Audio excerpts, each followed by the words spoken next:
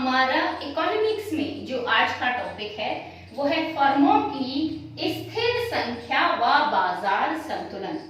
ठीक है, इससे पहले हम लोग बाजार संतुलन में पढ़ चुके हैं कि संतुलन कीमत क्या होती है और हमारी अधिमांग, अधिपूर्ति, संतुलन की पूर्ति है ना, और हमारा मांग जो है उसके बारे में सब हम पढ़ चुके हैं अपने पिछले वीडियोस में। ठीक है, और इसके अलावा हम ये भी जान चुके हैं कि एक पूर्ण प्रतिस्पर्धा के लिए जो हमारी फर्में हैं उनके लिए संतुलन कीमत है उसका निर्धारण किस प्रकार किया जाता है। अब हम बात करते हैं, क्योंकि हम पुनः जो पूर्ण प्रतिस्पर्धी बाजार है उसमें हम जानते हैं कि जो फर्में हैं उनके प्रवेश पर और उनके बहिर्गमन पर कोई भी पाबंदी नहीं होती। कितनी भी फर्में आ सकती हैं, कितनी भी फर्में जा सकती हैं, उनमें कोई बाउंडेशन नहीं होता है। बहुत अधिक संख्या होती है क्रेताओं की और विक्रेताओं की। तो हम दोनों पक्षों की तरफ ध्यान देते हुए हम पहले एक पक्ष पढ़ते हैं कि अगर हमारी फर्मों की संख्या स्थिर होती है तो ऐसी स्थिति में जो हमारी संतुलन कीमत है इसका निर्धारण किस प्रकार होगा एक बाजार में। ठीक है, और फिर हम पढ़ेंगे कि अगर फर्मों के प्रवेश और बहिर्गमन पर कोई पाबंदी नहीं होती है तब क्या होगा। ठीक है ना, उस स्थिति में मांग में परिवर्तन और पूर्ति में परिवर्तन किस प्रकार होंगे और इनका क्या प्रभाव पड़ेगा बाजार की जो संतुलन कीमत होगी उस पर। ठीक है, तो लेकिन हम इस वीडियो में अभी जानेंगे कि अगर फर्मों की संख्या स्थिर है, स्थिर मीन्स फर्में जितनी भी संख्या में है बाजार में वो निश्चित है, वो संख्या ना तो घट रही है ना तो बढ़ रही है, ना तो कुछ फर्में हैं जो एक्स्ट्रा उसमें आ रही हैं बाजार में अपनी मर्जी से शामिल हो रही है, ना ही कुछ फर्में ऐसी हैं जो बाजार को छोड़कर जा रही हैं। ठीक है, तो जितनी हमारी फर्मों की संख्या पहले थी उतनी ही थोड़ी समय बाद भी वही रहती है, चाहे वो कुछ दिन बाद हो, चाहे कुछ महीने बाद हो या कुछ साल बाद हो। ठीक है, तो पूर्ण प्रतिस्पर्धी बाजार में वैसे हम ये मानते हैं कि फर्मों की संख्या पर कोई प्रतिबंध नहीं होता, किंतु हम यहाँ पर पहली स्थिति की बात करेंगे कि प्रतिबंध तो नहीं है बट फर्में अपने आप से स्थिर संख्या में कार्य कर रही हैं। ऐसी स्थिति में जब फर्मों की संख्या स्थिर होती है तो हमारी संतुलन कीमत हम किस तरह निर्धारित करेंगे उसके लिए हमको समझना है।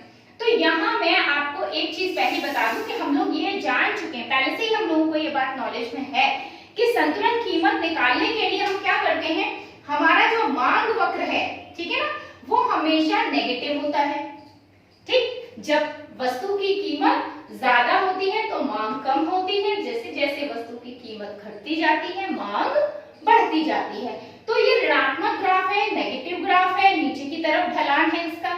और जो हमारा पूर्ति वक्र है, ये कौन सा ग्राफ है हमारा, डिमांड वक्र यानी कि डिमांड कर्व, या इसको हम कह सकते हैं मांग वक्र, है ना। और पूर्ति वक्र इसका जस्ट उल्टा होता है, जो ऊपर की तरफ होता है सप्लाई वक्र यानी सप्लाई कर्व।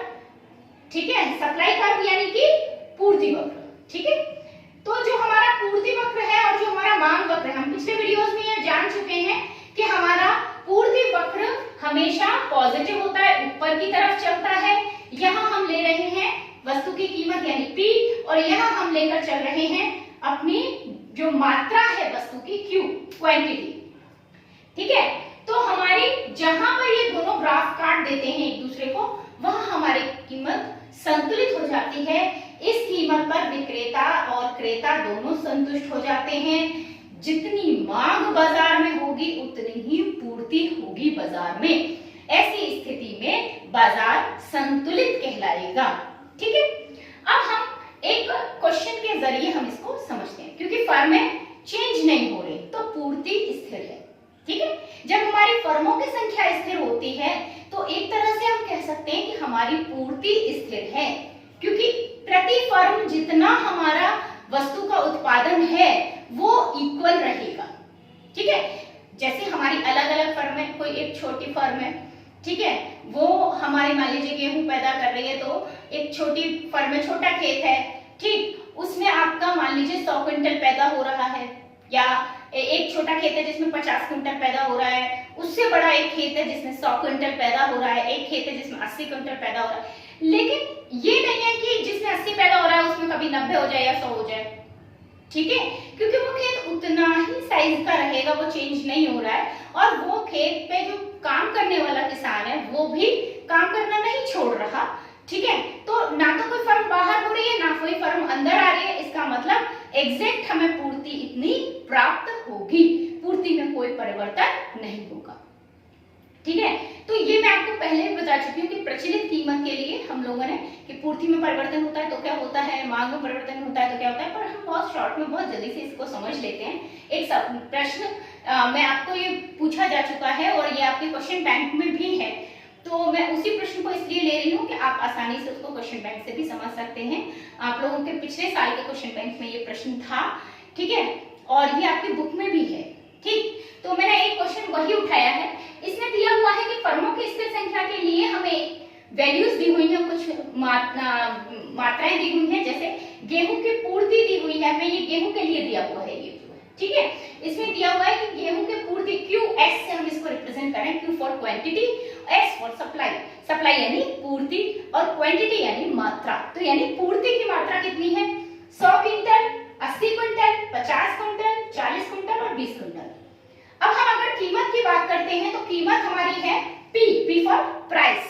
प्राइस है 100 क्विंटल का 150, 80 क्विंटल का 135, 50 क्विंटल का 120, ये प्रति क्विंटल हमारी कीमत है, एक क्विंटल की कीमत, ठीक है। तो जितनी पूर्ति होगी उसके हिसाब से हम देखेंगे कि कितना होगा। 40 का हमारा 100, ठीक, और 20 का हमारा 85। इस तरीके से है, क्योंकि अक्सर जब हम ज्यादा मात्रा में खरीदते हैं कोई भी चीज तो विक्रेता हमें उसमें थोड़ा सा डिस्काउंट दे देते हैं, कीमत थोड़ी सी कम गिरा देते हैं ताकि वो लोग उसको ज्यादा खरीदें, ठीक है ना। तो इस तरीके से मान लीजिए ये हमें वैल्यूज दी हुई हैं और इसके अलावा हमें मांग दी हुई है QD, D for demand, Q for quantity. तो हमें मांग दी हुई है, मांग दी है आपकी 20 दी है जब पूर्ति 100 है, जब पूर्ति 80 है तो मांग है 40, यहाँ पर पूर्ति है 50, मांग भी है 50, पूर्ति है 40, मांग है 90, 20 पूर्ति है और मांग है हमारी 130। ये हमें स्थितियां दी हुई हैं। Now what we have to do, हमको एक ग्राफ प्लॉट करना है। हमें पूछा गया है कि इस प्रश्न के लिए हमें संतुलन कीमत का निर्धारण करना है कि हमारी संतुलन कीमत हम किस प्रकार निर्धारित करेंगे, ठीक है। तो अगर मैं इसमें कहूं कि कैसे निर्धारित करेंगे तो इसके लिए पहले हमें ग्राफ प्लॉट करना है। मैंने आपको पहले भी ग्राफ प्लॉट करना सिखाया हुआ है, एक बार उसी को ध्यान में रखते हुए आप ध्यान से इसको समझिए। मैंने इस ग्राफ में देखा कि मेरी मिनिमम वैल्यू 20 है, मैक्सिमम वैल्यू 100 है यहाँ पर, ठीक है। तो हम जानते हैं आप जो हमारी प्राइस है, कीमत है, वो हम y एक्सिस पर लेंगे और जो हमारी मात्रा है वो हम x एक्सिस पे लेंगे। ये मैंने अभी दिया है, आपको दिखाया था कि मांग हमने इसे x एक्सिस पे मात्रा ली है और y एक्सिस पे हमने कीमत ली है। तो वैसे हमने यहाँ पे ये ग्राफ प्लॉट किया हमने। तो यहाँ जब हम ग्राफ पूर्ति के साथ बनाएंगे कीमत का तो QS के साथ P का ग्राफ प्लॉट करेंगे, यानी वो हमारा सप्लाई वक्र होगा, सप्लाई कर्व होगा यानी पूर्ति वक्र होगा। और हमारा जब हम मांग के साथ में कीमत का ग्राफ प्लॉट करेंगे तो ये हमारा मांग वक्र होगा। तो यहाँ हम QD को लेंगे तब और P लेंगे, ठीक। अब मैं 1 बाय 1 आपको करके दिखाती हूँ। मैंने पहले लिया कि मैं ब्लू से लेकर चल रही हूँ अपनी सप्लाई को, ठीक है। तो मैंने सप्लाई ले ली ब्लू से, मेरी है सप्लाई 100 और कीमत है मेरी 150 सॉरी, ठीक है। तो मेरी सप्लाई हमने ली 100 यहाँ देखिए आपको यहाँ दिखाई दे रहा है, ठीक है।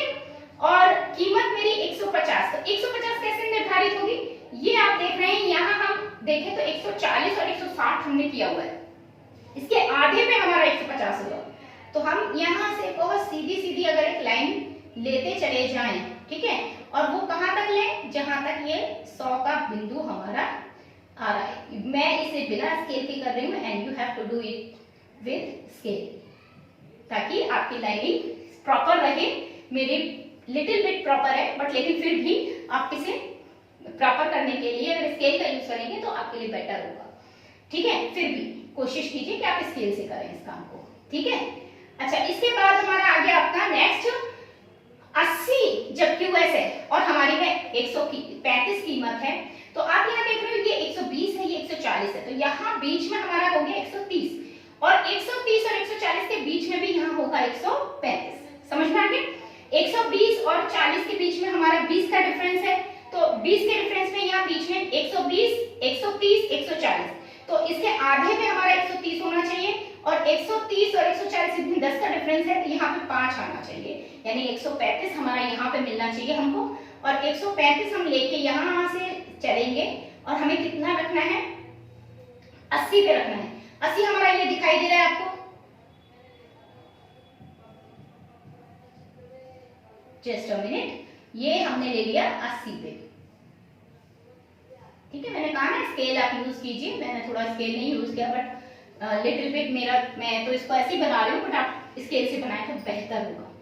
50 अब आप देख रहे हैं, 50 हमारा 60 और 80 के, सॉरी 40 और 60 के बीच में हमारा यहाँ 50 आएगा। ठीक है, और हमें लेनी है 120। ठीक है, कीमत हमारी 120, तो 120 तो यहाँ क्लियर बना हुआ है, तो आई डोंट थिंक कि आपको दिक्कत आनी चाहिए इसमें। और आप डायरेक्टली देख सकते हैं इसमें 150 आपका यहाँ से लिया उठाया इस तरीके से। ठीक है, तो ये लगभग हमारा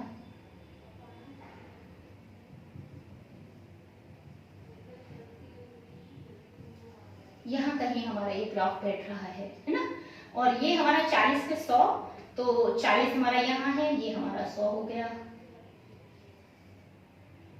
आप इसको कॉपी में बना के देखिए, आपको निश्चित रूप से समझ में आएगा।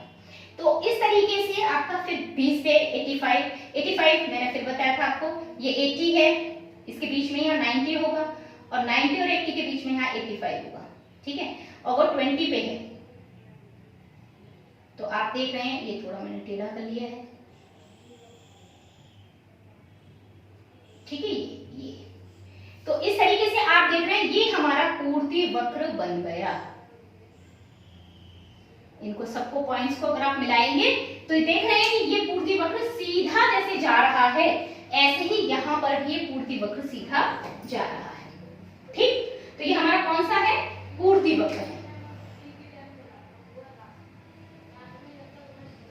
ठीक, अब बात करते हैं हम कि हमारी जो मांग है उसके साथ कीमत का अगर निर्धारण हो, इन दोनों के बीच में ग्राफ अगर हम प्लॉट करें तो कैसे करेंगे। हम देख रहे हैं मांग 20 लेनी है और हमें हमारी कीमत 150 लेनी है।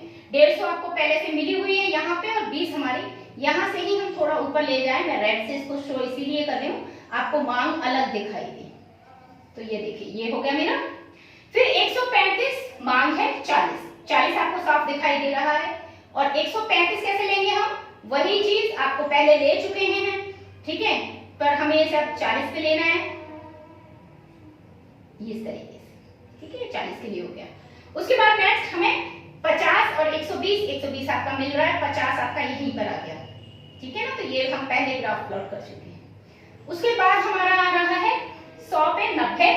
100 हमारा कीमत यहाँ बैठ रही है और 90 हमारा यहाँ 80 के बाद 100 यहाँ बैठेगा। तो यहां से हम ऊपर जाते हैं और यहां से 100 को आगे बढ़ाते हैं, तो यहां कहीं हो गया ना।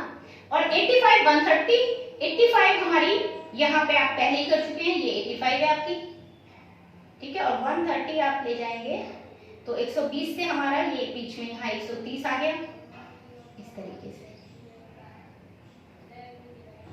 ये बनेगा आपका लगभग यहाँ पे सीधा लेंगे तो। ठीक है, ये सही।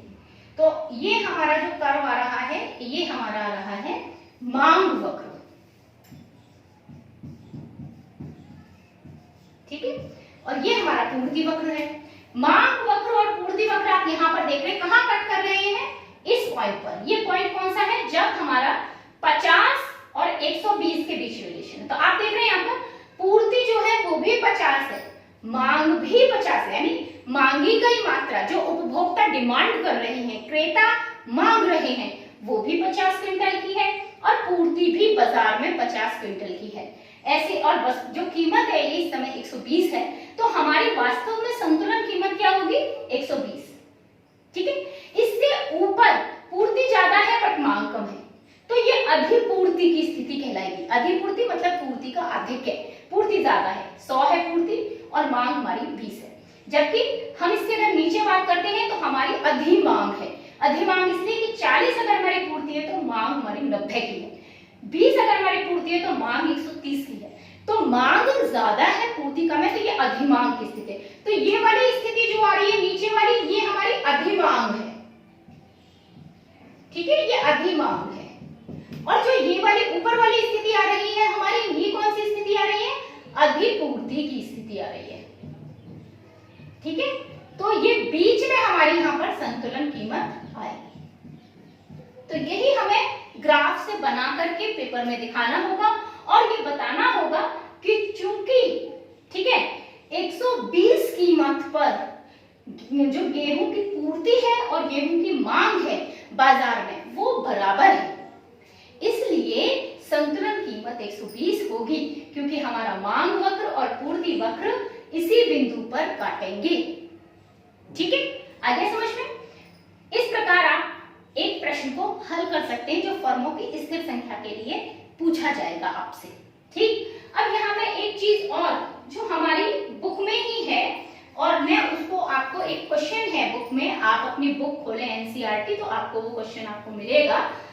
वो आपका क्वेश्चन पड़ेगा पेज नंबर, ये आपका है पेज नंबर 83 पर आपको ये शायद क्वेश्चन मिलेगा, आप अगर देखेंगे तो 83 पेज नंबर पर मैं आपको इसको बताई देती हूँ। इस प्रश्न में एक उदाहरण दिया हुआ है 5.1 में, ठीक है। उदाहरण कौन सा है? एग्जाम्पल नंबर है 5.1, ठीक है, और पेज नंबर है आपका 83। अगर आप इस प्रश्न को देखें तो आप कह सकते हैं कि भाई ये तो बहुत टफ है, मेरी समझ से बाहर है, तो ये कैसे समझें? तो मैं ये सवाल आपको समझाई देती हूँ। इसमें देखिए आपको QD दिया है, QD, और QD का फॉर्मूला दिया हुआ है, आपको इक्वेशन दिया हुआ है 200 माइनस P, ठीक है। 200 माइनस P उन्होंने दिया है, जबकि 0 स्मॉलर P ग्रेटर देन, फिर आ रहा है आपका या इक्वल टू, ठीक है, मैं इसको समझाई दे रही हूं आपको, और 200, ये आपका प्रश्न दिया हुआ है, ठीक है। और इसकी वैल्यू 0 दी हुई है अगर हमारा P ग्रेटर देन 200, मतलब अगर हमारी वस्तु की कीमत 200 से कम है, ठीक है, तो हमारी वस्तु की मांग होगी, ठीक है।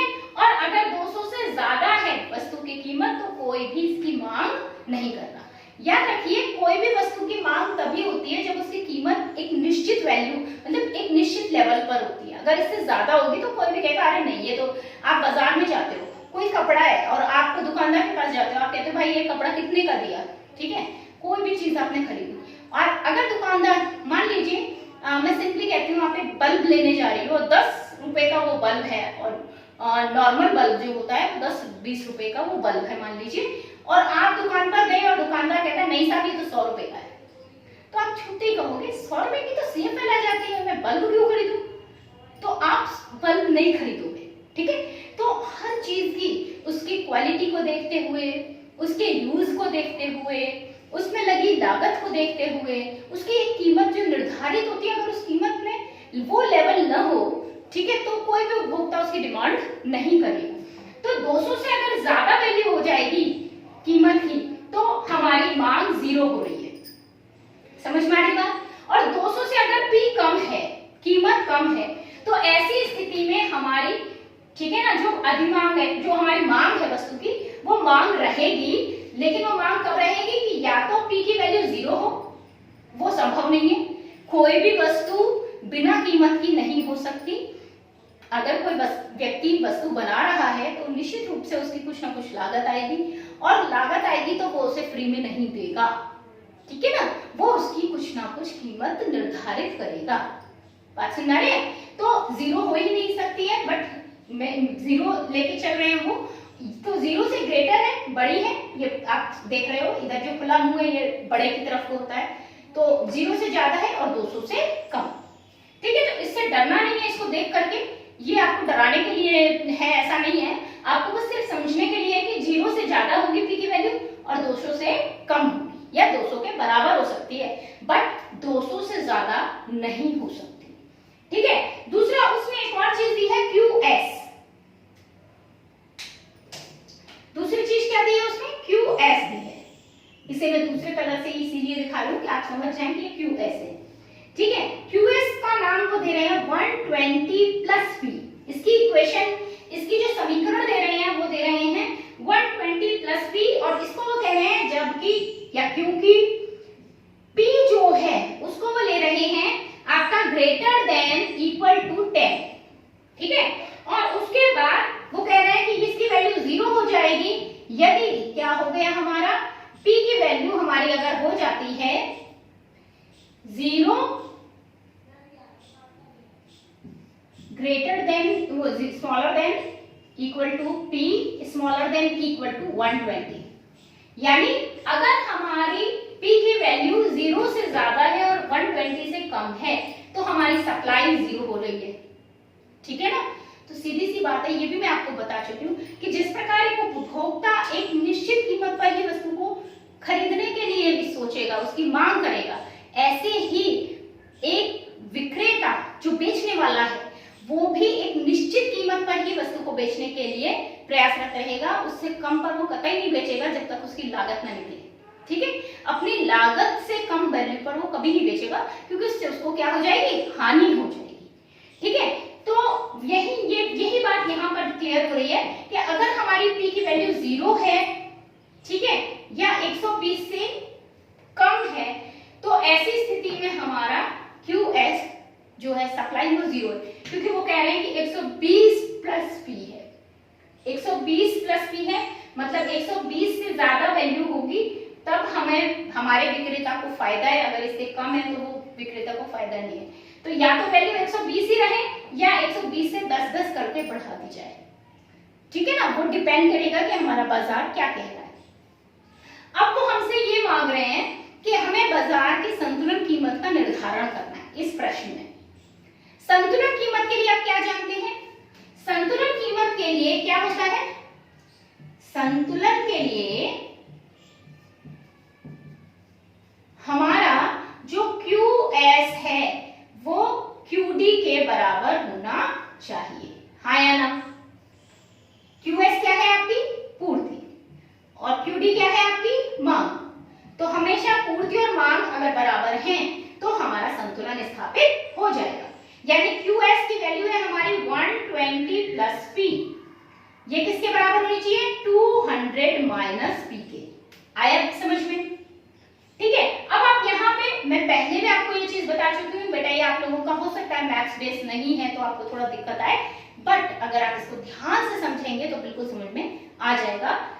आपको मैं पहले बता चुकी हूँ, जो इक्वल साइन होता है ये एक ब्रिज की तरह है, यहां से यहां जाएंगे या यहां से यहां आएंगे तो हमारा साइन बदल जाएगा, ऑपरेशन चेंज हो जाएगा, प्लस माइनस हो जाएगा, माइनस प्लस हो जाएगा, मल्टीप्लिकेशन डिवीजन में, डिवीजन मल्टीप्लिकेशन, जो जुड़ रहा है वो घट जाएगा, जो घट रहा है वो जुड़ जाएगा, जो भाग हो रहा है वो गुणा हो जाएगा, जो गुणा हो रहा है वो भाग हो जाएगा, चाहे हम यहाँ से यहाँ जाएं चाहे हम यहाँ से यहाँ जाएं। बराबर के एक तरफ से दूसरी तरफ जाने पर, इक्वल की साइन के एक तरफ से दूसरी तरफ जाने पर हमारे साइन चेंज हो जाते हैं, हमारे ऑपरेशंस चेंज हो जाते हैं। तो यहाँ हमारा P माइनस में, तो अगर मैं इस P को उठाकर यहाँ लाऊं, इस P को इसके पास लाऊं, तो यहाँ क्या हो जाएगा, ये प्लस का हो जाएगा। और 120 मैं अगर इसे यहाँ ले जाऊं तो ये मेरा 120 यहाँ प्लस का है, कोई साइन नहीं है, इसका मतलब ये प्लस का है, और यहाँ ले जाने पे ये माइनस का हो जाएगा, ठीक है। मैंने क्या किया, मैंने किया कि P को मैं यहाँ ले आई तो ये हो गया मेरा, this implies P plus P और 200 माइनस 120। आगे समझ में। अब 200 में से 120 ले आएंगे तो कितने बचेंगे, और ये देखो P में P जोड़ा, एक P और एक P मिलके कितने P हो गए, 2P, एक P और एक P मिलके 2P, एक लड्डू मिलके 2 लड्डू, तो 2P हो गया, एक P 2P, और ये बराबर हो गया 200 में से हमने 120 को माइनस कर दिया, दैट इज 80। तो हमारा P कितना आ गया, अब देखिए 2 यहाँ पर गुणा में है, ठीक है, कोई साइन नहीं है, इसका मतलब गुणा है, तो P बराबर हो गया 80/2, क्योंकि यहाँ गुणा है, यहाँ जाके भाग में जाएगा। अपॉन में अगर हम 2 करेंगे तो हमारा भाग देने पे आएगा 40, यानी P की वैल्यू कितनी आ रही है, 40 आ रही है। ठीक है, तो हमारी संतुलन कीमत कितनी आ रही है 40। समझ में आ गई? तो इस प्रश्न में P की वैल्यू हमारी 40 है। अगर हमारी ये संतुलन कीमत है जिस पर हमारी पूर्ति और मांग बराबर होंगी। अगर हमारी संतुलन कीमत 40 से ज्यादा होगी, ठीक है, 40 से अगर ज्यादा होगी तो उस स्थिति में हमारी अलग अलग बन सकती है। जैसे 40 की जगह अगर मैं यहाँ पर 50 या 60 लेकर चलूं तो यहाँ वैल्यू रखकर देखिए आप दोनों जगह, तो क्या वैल्यू आती है मैं करके दिखाई देती हूँ। ये चीज तो क्लियर हो गई ना आपको। अब ये तो हमारी संतुलन कीमत निकल आई है ना। यदि ठीक है P बराबर 50, हमने 50 वैल्यू दी, बुक में आपकी 50 ना दी हो, भले बुक में कुछ और दी हो, लेकिन मैं 50 लेके चल रही हूँ। पहले आप कुछ और वैल्यू हो तो वो भी लेकर चल सकते हैं, ठीक है। तो अगर मैंने यहाँ पर P बराबर 50 रखा तो QD की वैल्यू कितनी आ रही है 200 माइनस 50। इन दैट केस हमारा आ रहा है 150, ठीक है। और QS ये आ रहा है 120 प्लस 50 यानी कि 170। समझ गए? अगर मैं इसको तो देखिए इसमें हमारी सप्लाई ज्यादा आ रही है, मांग कम आ रही है, यानी अधिपूर्ति की अवस्था है। कौन सी अवस्था है? अधिपूर्ति की अवस्था। मैं अब दूसरा केस लेके चलती हूँ। मान लीजिए हमने P की वैल्यू जो है वो 40 से कम रख दी, 30 रख ली, तो हमारी QD ये आ रहा है 200 माइनस 30 किया, ये आया 170, और QS ये आया हमारा 120 प्लस 30 यानी कि ये आया 150। इन दैट केस मांग ज्यादा है, ठीक है ना। QD जो है ग्रेटर देन QS है, यानी अधिक मांग की स्थिति बन रही है। आगे समझ में? इस तरीके से ये सवाल हम हल करके दिखाएंगे कि कब हमारी अधिपूर्ति और अधिमांग अलग। अगर मैं इसको आप कहेंगे कि नहीं क्या 40 पे सब इक्वल बैठ रहा था, तो हम 40 पे इक्वल करके देख लेते हैं कि अगर मैं 40 वैल्यू रखूं, यदि P बराबर हम रख के देखें 40, मैंने देखो कम रखकर देखा, ज्यादा रखकर देखा, एक बार 30 रखा 40 से कम है, एक बार 50 रखा जो 40 से ज्यादा है। अगर हमने P बराबर 40 रखा तो देखो QD कितना आ रहा है, 200 में से 40 को माइनस करो, आया 160 160, और QS अगर निकाल रहे हो 120 में आपने 40 को ऐड किया तो भी आया 160। तो आप देख रहे हो यहाँ पे QD और QS क्या आ गए हैं, इक्वल आ गए हैं। तो यहाँ हमारा ये संतुलन बन रहा है, यानी P बराबर 40 ही संतुलन कीमत है। अगर हम P बराबर 40 से ग्रेटर वैल्यू रखते हैं तो हमारा अधिपूर्ति की अवस्था आएगी। अगर हम P की वैल्यू को कम करते हैं तो अधिमांग की अवस्था आएगी, ठीक है। तो ये समझ में आ गया। फर्मों की स्थिर संख्या के लिए हमारे ये दो तरह से सवाल आते हैं जो मैंने आपको करके बताए हैं, तो इन्हें आप लोग कॉपी में कर सकते हैं और अच्छे से समझ लीजिए। इसमें भी अगर कुछ भी प्रॉब्लम है जो आपको समझ में नहीं आया है कुछ भी, तो वो मुझसे आप पूछिए ताकि ये सारा कुछ आपको क्लियर हो जाए। पेपर में इस तरह के क्वेश्चंस पूछे जा सकते हैं। Thank you.